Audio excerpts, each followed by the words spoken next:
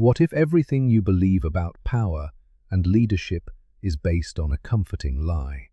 What if the very virtues we celebrate in modern society, unconditional kindness, universal acceptance, and the desperate pursuit of being loved, are actually subtle traps that undermine true leadership? Today, we embark on a philosophical journey that will challenge your fundamental assumptions about power, human nature, and the delicate balance between being loved and being feared. Let us begin with a provocative truth that echoes through the corridors of history. In the realm of power, it is safer to be feared than loved. This insight, first articulated by Machiavelli, continues to resonate with a disturbing accuracy in our modern world. But before you dismiss this as mere cynicism, consider this. Why do we instinctively recoil from this idea while simultaneously witnessing its truth in every sphere of human interaction? The fundamental paradox of power lies in its dual nature. It is both absolutely real in its effects and entirely illusory in its foundation. Power exists because we collectively agree it exists, much like money or social status. This insight reveals the first philosophical truth about leadership. All power is, at its core, a sophisticated form of collective belief. Consider the nature of authority. When does a leader truly lead? Is it when they command through force, or when others willingly follow through respect? This brings us to our first critical distinction, the difference between authority and mere power. Authority, in its purest form, is the ability to influence without constant caution. It's a subtle dance between respect and fear, between wisdom and force.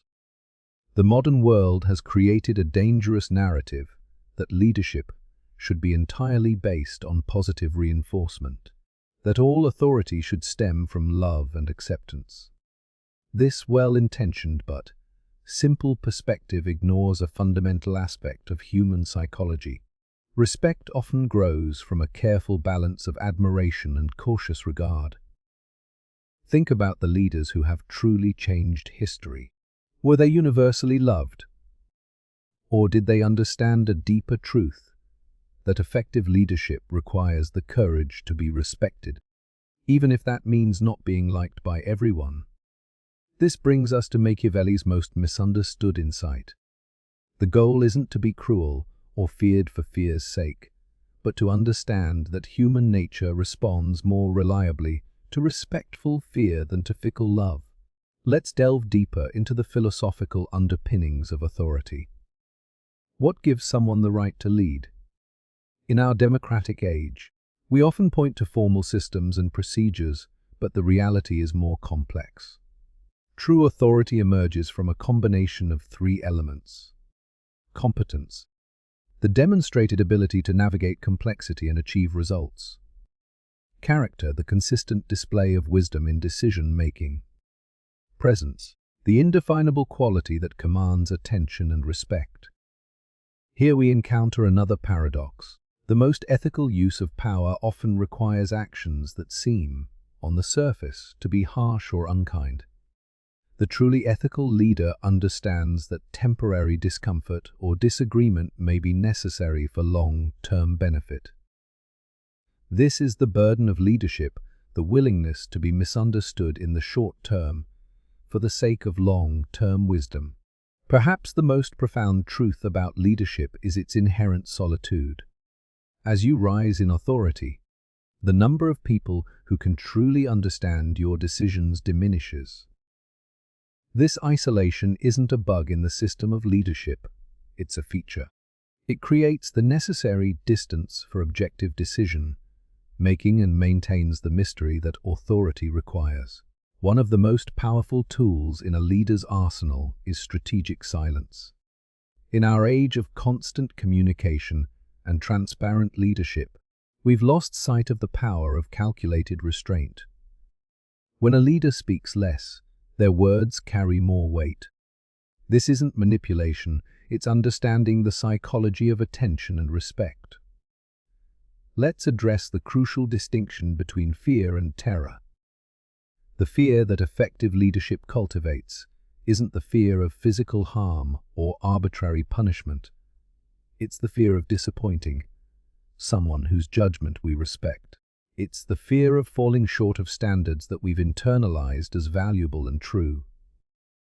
In our contemporary world, these principles might seem outdated or harsh. But look closer at any effective organization, from successful companies to respected institutions. You'll find leaders who understand these principles, even if they don't articulate them explicitly.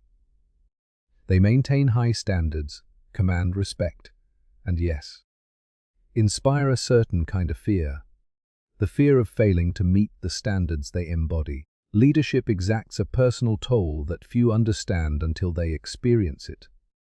The constant vigilance, the weight of decision-making, the necessity of maintaining emotional distance, these are not burdens that everyone is prepared to bear. This raises a profound question. Is the pursuit of power worth its personal cost? The resolution to these paradoxes of power lies in understanding that leadership isn't about being loved or feared. It's about being respected. Respect contains elements of both love and fear, admiration and caution.